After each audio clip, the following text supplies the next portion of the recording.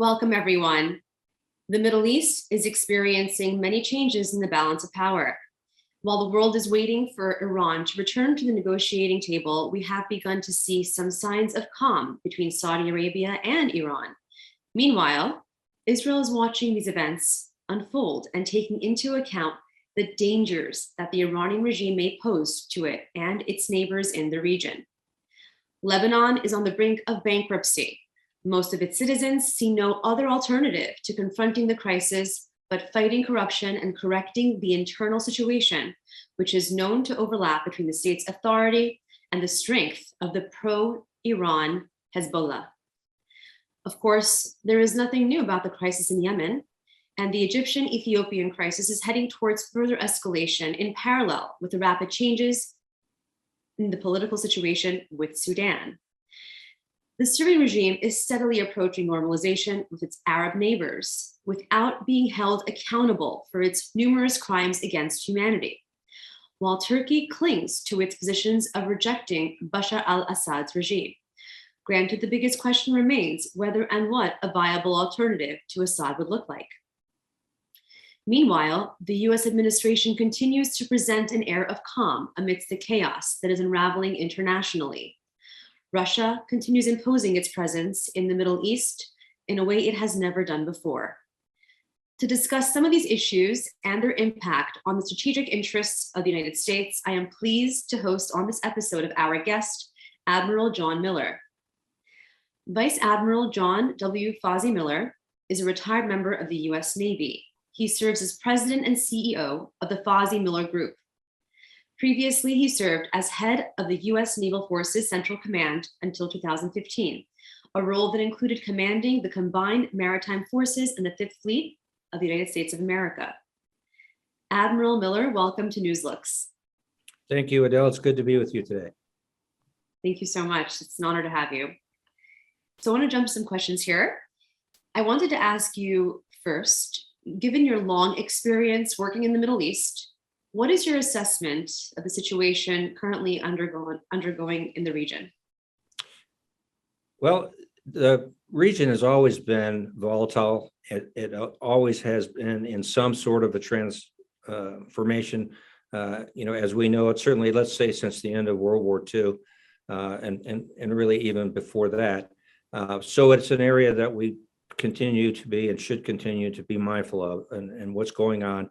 And if we're satisfied with the direction things are taking, then we should encourage the sorts of things that are leading to a more secure environment. And if there are things that are challenging the security of the environment in the region, then we should, along with our allies and partners, take some action.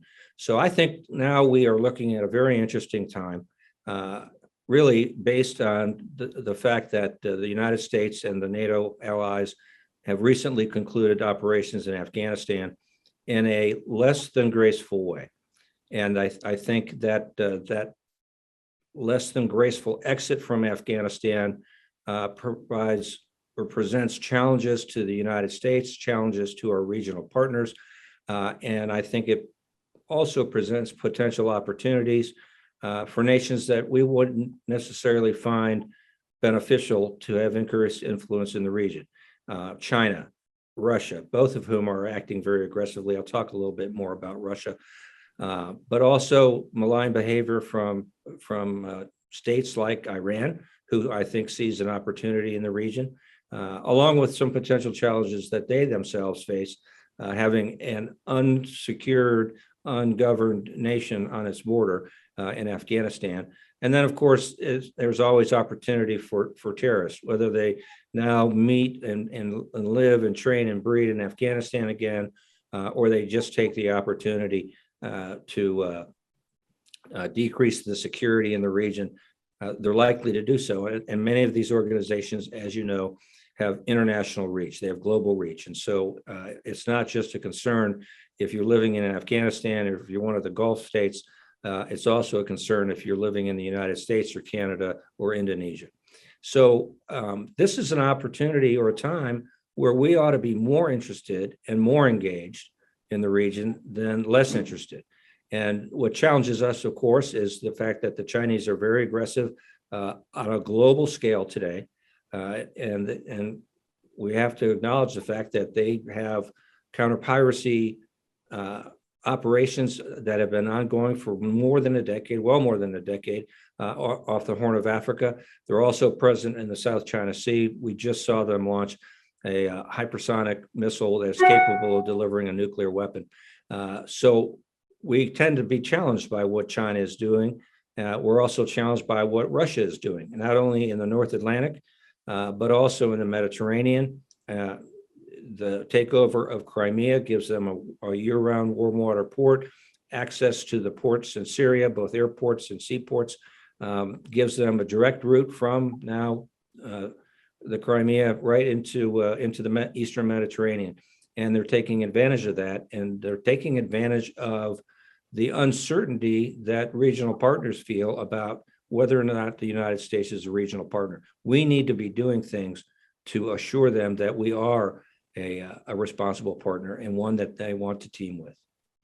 Absolutely. And I think that, as you so perfectly stated, the less than gracious withdrawal from Afghanistan, unfortunately, that did leave a lot of our partners and allies with less trust in the US. So rebuilding that will absolutely, as you stated, depend on maybe the unlikely or, less than likely partners that we had seen, had been there in the past, and who are going to be formidable allies going forward in the future.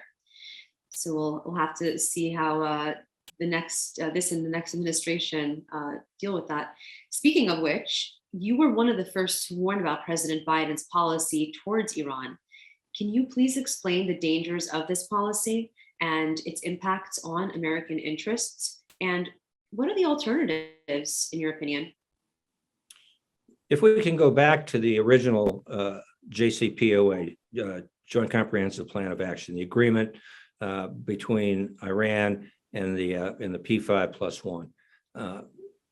That was an agreement that, in my view, was fundamentally flawed for a couple of reasons. One is it wasn't comprehensive. So it included development of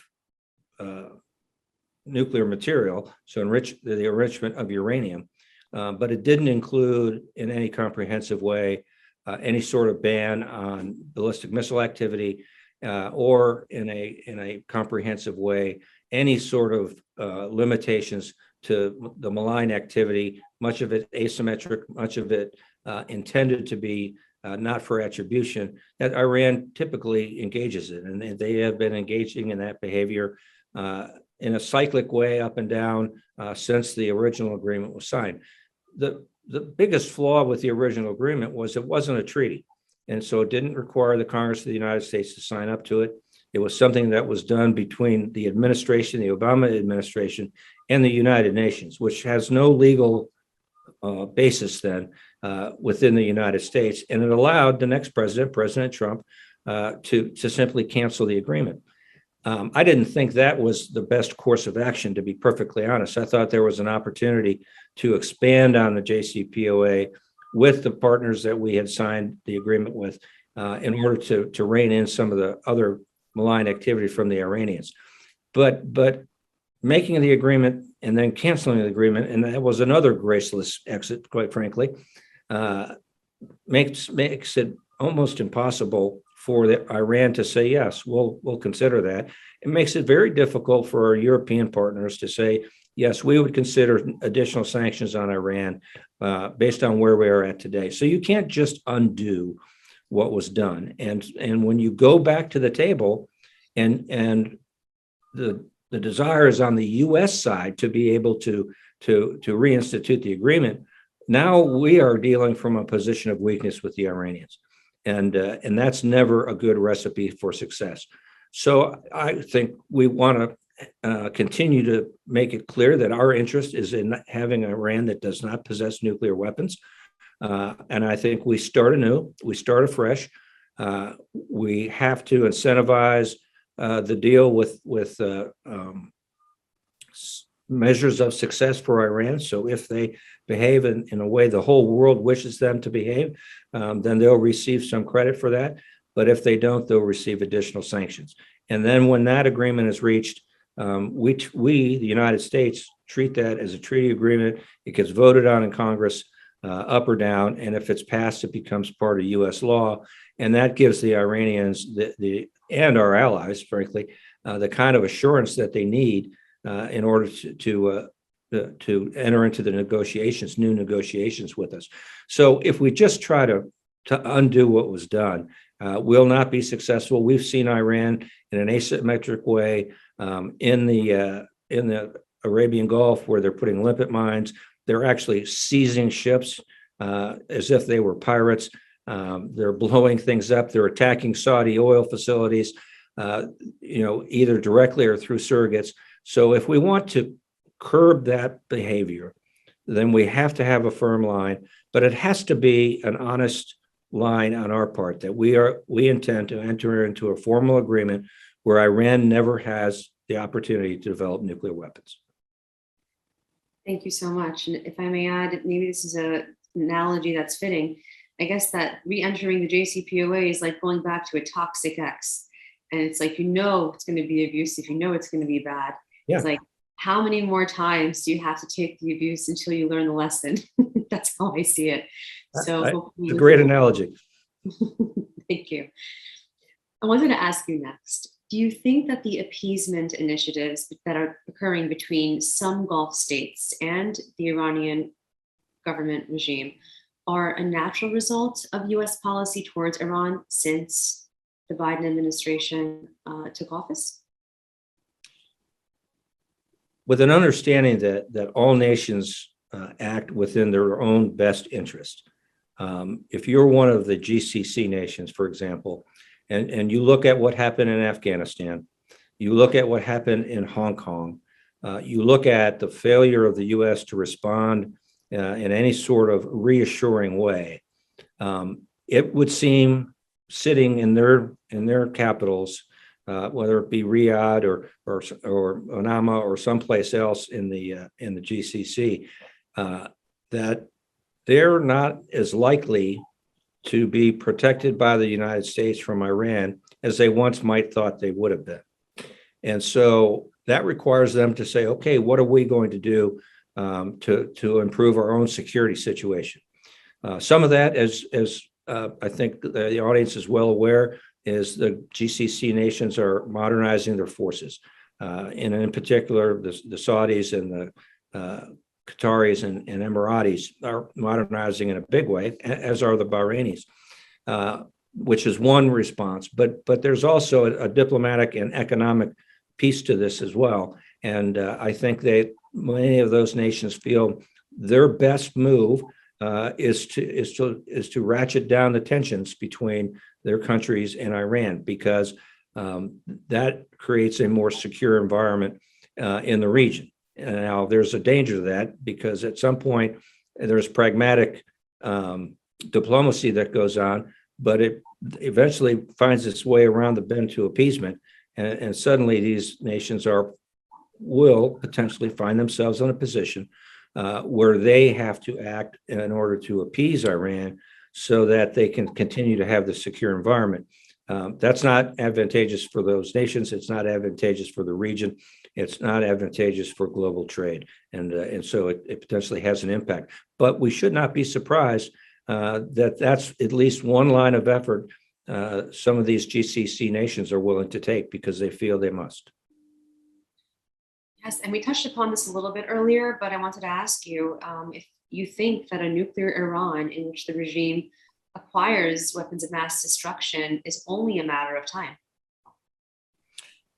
I would be a little more optimistic about that, because I think we've made it clear, as have a number of European nations, as have the Israelis, that a nuclear capable Iran is an unacceptable outcome. And I think it ought to continue to be an unacceptable outcome to the world. Now, they are doing things that lead us to believe that they are working hard toward developing nuclear weapons. So when you enrich uranium so that you can use it for nuclear power for peaceful means, and certainly there are energy needs in Iran that go unmet to this day, you only enrich to 3.5%, 4% or so of purity. Once you go beyond that, the only reason to go beyond that low percent, let's call it 3.5, 4. The only reason to go beyond that is if you're going to develop a nuclear weapon. And there's a certain amount of effort that you go through in order to get from unenriched uranium to uranium that's enriched at the 5% level. That's about 80%, I think, of the work that it takes to get all the way to weapons grade. So they are now developing, and they've admitted to this. In fact, they announced it because they want us to know that they're enriching to 60%, which gets them more than 90% of the way to weapons grade uranium. And so, the ability to switch over, if you will, and to begin producing weapons grade uranium, that window is getting more and more narrow. And so, if they decided today to go to weapons grade enrichment greater than 90%, within a matter of a few weeks, they would be able to do that if what they are telling us is actually true. So we should not doubt that that's their intention, and that requires us to do things that will incentivize them not to develop nuclear weapons, because a nuclear armed Iran sets off a nuclear arms race in that region, and that certainly is a substantial decrease in stability. Absolutely. So switching a little bit over to Syria, which is in the region and definitely directly impacted by Iran and, of course, Russia. We've seen Assad essentially being resuscitated. And I want to ask you if you feel that in light of and in the face of America's abandonment, essentially, of the rebels who are fighting against Bashar al-Assad and his regime and the backers, did Iran and Russia succeed in saving the Syrian regime and upholding Assad's rule by brute force? I remember back in 2012, the line out of the State Department in Washington, D.C. Was that Assad had less than 45 days in power. That was almost a decade ago. I don't know that I would tell you that Iran and Russia succeeded in keeping Assad in power, but I would tell you that Russia did. The Iranians invested heavily. They sent IRGC troops, they sent Hezbollah, they sent arms, they sent leadership, but they were not winning the war. And if not for the intervention of the Russians, they would have eventually lost the war. And that would have happened in the 2013, 2014 timeframe. But if you remember, it was the United States that let Russia back into the region. They've been out of the region for about 3 decades. We were looking to get rid of some weapons of mass destruction. The Russians volunteered to do it. We accepted that effort unbelievably, in my view, and the Russians have been there ever since. And it's been Russian air power primarily that has allowed Assad to hang on to power long enough where other countries look in the region and say, as despicable as this guy is, he's winning. And the outcome is going to be an Assad-led and intact Syria. And so now we have to deal with that and understand what goes forward. I think the U.S., if it does a careful analysis of our policy positions and decisions that have been made really over a decade in Syria, I would find that we've done enough to prolong the civil war, but not enough to let the rebels win the civil war and create a free and democratic Syria. And the Russians have done enough to win the civil war and create a Syria, once again, under a man who has routinely used weapons of mass destruction on his own people. So I think it's time to accept that, as distasteful an outcome as that might be, and understand how we're going to work to help Syria get back on its feet. It'll take, I think, a decade or more for it to recover. But children are not going to school. They're not properly housed. People are not safe. There is no justice other than what is meted out at the end of a gun or the aim point of a bomb. So it is time to move forward with Syria and help them rebuild and become, there were wonderful historic ancient civilization, much of which has been destroyed, and how much of that can be recovered. Can we get clean water, good food, education back to the people of Syria? Those are the things we need to be, I think, focusing on. I wanted to ask you what your assessment is of what Sudan is experiencing these days. Sudan has been a interesting study in nation uh, building, a nation trying to build itself, not someone else coming in and building it, national identity, and creating a stable environment that will allow the citizens of Sudan to lead better lives. And you can go back, easily to 2003 to Darfur, and to look at what happened there.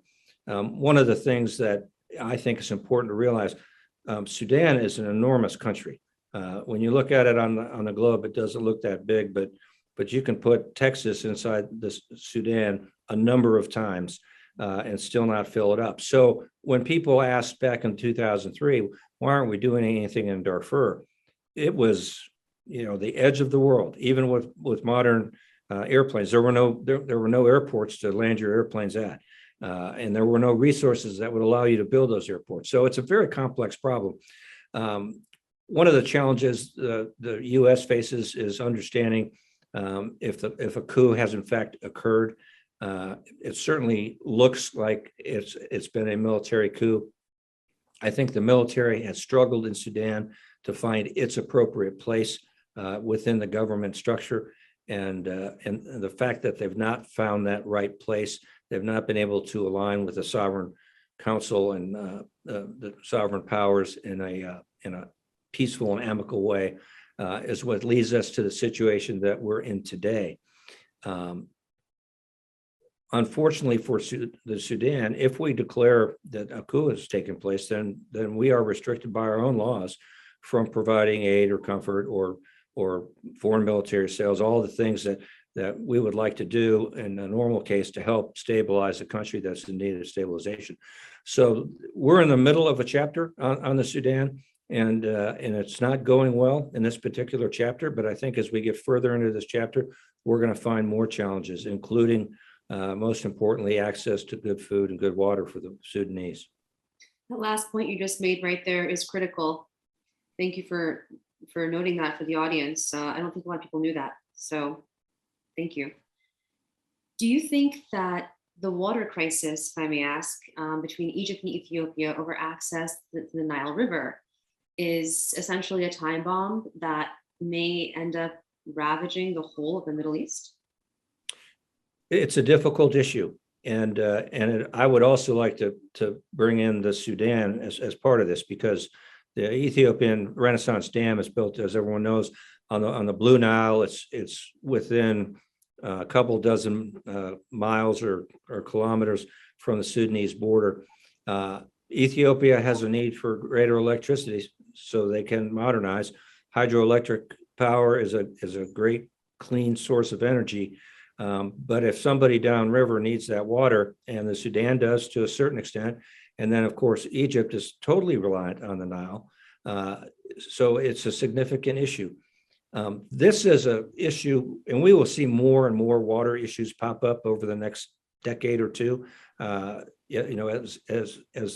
the climate continues to change, or even if the climate stops changing or starts getting cooler, there'll still be more people, and more people require more water. The UN really should be the place to go to adjudicate these sorts of issues, because there are neutral players that can look at this. You can get the best engineering minds in the world onto this problem and figure out how you satisfy the electrical needs that the Ethiopians feel they have, balanced against a need for clean food and the ability, or clean water and the ability to grow food that exists upriver down the Nile, so on the other side of the dam. It does have a potential to become something that goes from being a source of irritation to being a source of conflict. And I think we have to watch very carefully to make sure that that doesn't happen. But there's a process within the United Nations to resolve this, and that's where the effort should be taken. And I just don't think we've taken sufficient efforts collectively yet. Admiral Miller, thank you so much. I just wanted to take a moment and ask you, as the president and CEO of the Fozzie Miller Group, Would love to know a little bit more, to tell the audience a little bit more about what your group does and your vision for the organization and in your own words. Well, thanks for having me, and it's been a pleasure talking with you. I retired as a vice admiral out of Fifth Fleet in 2015. So I'd had a wonderful 36 and a half year career in the Navy that I'm so grateful for the opportunity. But I wasn't ready to quit working. I was just ready to quit working wearing a uniform. And so I formed the Fozzie Miller Group in order to provide a place where companies and countries can come to find national security solutions to their problems. So it's the development of a strategy for a particular nation. It's taking that strategy and ensuring that they then develop an acquisition strategy that meets the needs of their strategy, so that they're not just buying the latest weapon system that the U.S. or some other country puts on the market. They're buying something, they're training in it, they're learning to maintain it, and they use it in order to meet their national security goals. How organizations organize for success is always important. It's something we worked hard on the entire time I was in the Navy, and I bring that expertise to companies and to countries so that they can have an organizational structure that will support the things that they need to do.